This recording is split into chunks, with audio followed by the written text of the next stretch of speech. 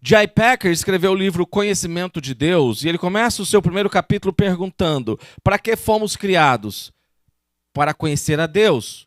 Qual deveria ser o alvo da nossa vida? Conhecer a Deus. E o que é a vida eterna que Jesus dá? O conhecimento de Deus. Em João 17,3, Jesus diz: a vida eterna é essa, que conheçam a Ti, orando ao Pai, e ao Seu Filho Jesus, a quem enviaste.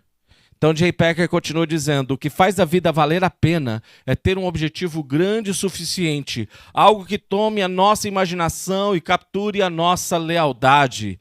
E isso é algo que o cristão tem de uma forma que ninguém mais tem, pois que alvo pode ser mais alto, mais exaltado e mais atraente do que conhecer a Deus? Agora, 2 semanas atrás eu estava num encontro por Zoom com um grupo que pediu para me falar sobre a minha experiência com a igreja no Brasil e a igreja latina, e eu falei sobre o perigo da secularização da igreja. E a secularização da igreja significa quando nós queremos funcionar como igreja, mas nós funcionamos como igreja à parte da experiência de se encontrar com Deus. Então nós passamos a ser movidos pelo poder, pela glória, pelo poder político, pelo poder econômico, e não pela consciência moral, pela consciência existencial que temos do encontro com Deus. Isaías, ao descrever o encontro com Deus, ele diz que ele está em um trono alto e a borda do seu manto enche o templo. Nós temos uma descrição da percepção de Isaías para algo que ele jamais tinha experimentado, jamais tinha compreendido. Para os judeus, o templo estava no centro de toda a sua experiência política e experiência espiritual. E é por isso que ainda hoje os judeus oram voltados na direção de Jerusalém, e a grande esperança da fé judaica é a reconstrução do templo, porque ele representa a presença de Deus, o governo de Deus. E é interessante porque essa visão de Isaías, ela vai ser explicada pelos anjos no versículo 2. Acima dele havia serafins, uma descrição de anjos, cada um com 6 asas. 2 asas cobriam o seu rosto, 2 cobriam os pés e com 2 voavam. Então você tem uma descrição de um Deus que é tão glorioso que mesmo os anjos não podem olhar diretamente para ele.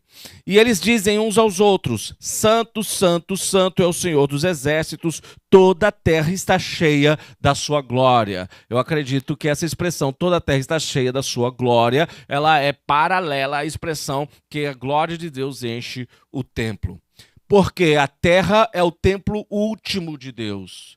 E a glória de Deus, ela não está limitada a um templo religioso, mas ela está exposta em toda a terra. E o problema nosso é um problema de foco, é um problema de percepção. Perdemos a floresta por causa da árvore.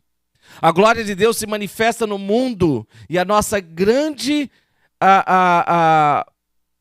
decepção com o humano ofusca a nossa capacidade de ter uma visão do divino. Porque não olhamos para Deus, criamos uma visão, ou uma visão super elevada do humano, e por isso vamos viver com frustrações, com dor, com traumas, que faz com que nos afastemos mais de Deus, da vida da fé, da vida da oração e do próprio texto sagrado. Gandhi, quando foi perguntado o que ele achava de Jesus, ele disse: olha, eu gosto muito de Jesus, o problema é o fã-clube dele. Porque nós olhamos para o fã-clube, e é por isso que Jesus não deixou o fã-clube, deixou discípulos, nos chamou para sermos discípulos, que é diferente, nós nos afastamos de Jesus. E é por isso que precisamos praticar e exercer essa prática da contemplação de Deus, de forma individual e da forma coletiva. E é isso que Isaías está fazendo. Acima dele há serafins, e esses anjos estão ao redor de Deus, e eles estão cantando em alta voz uns aos outros: Santo, Santo, Santo é o Senhor dos exércitos, toda a terra está cheia da sua glória. Essa palavra aqui é Kadosh, e ela é repetida 3 vezes: Santo, Santo, Santo. E essa repetição, quando repete algo em 3 vezes, você tem esse maior superlativo da língua hebraica. Não há uma definição de maior santidade do que eles estão dando aqui a respeito de Deus.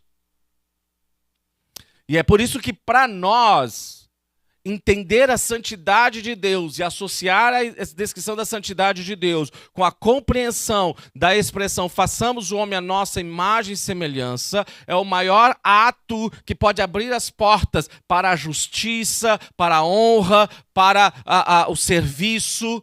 Porque se Deus ele é santo, santo, santo de forma superlativa, e se os seres humanos são a imagem de Deus, então nós somos chamados a amar e a servir os seres humanos a partir da compreensão de que nós temos de Deus.